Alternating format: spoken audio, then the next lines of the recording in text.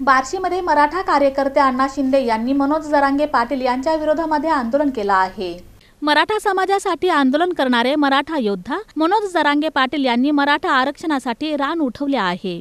अशातच आता जरांगे पाटील यांच्या विरोधात देखील वातावरण तापू लागले आहे। बार्शीत मनोज जरांगे पाटील यांच्या विरोधात मराठा बांधवांनीच आंदोलन केलं। मराठा सेवक अण्णा शिंदे यांच्या नेतृत्वाखाली हे आंदोलन सुरू आहे।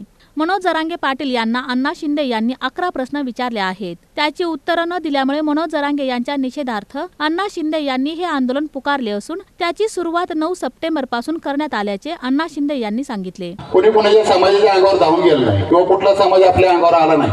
आज 350 जातीचे लोक मराठा समाजाच्या विरोधात मोर्चे काढतात।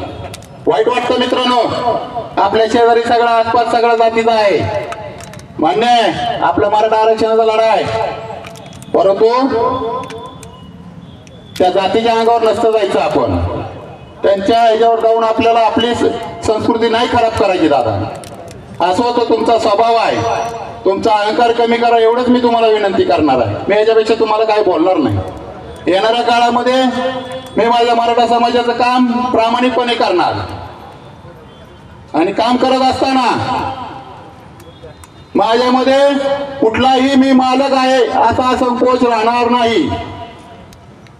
त्याच्यामुळं आजच्या या कार्यक्रमाला मी जास्त बोलत नाही, कारण अजून काय 2-4 टप्पे आहेत मला बोलायचंय।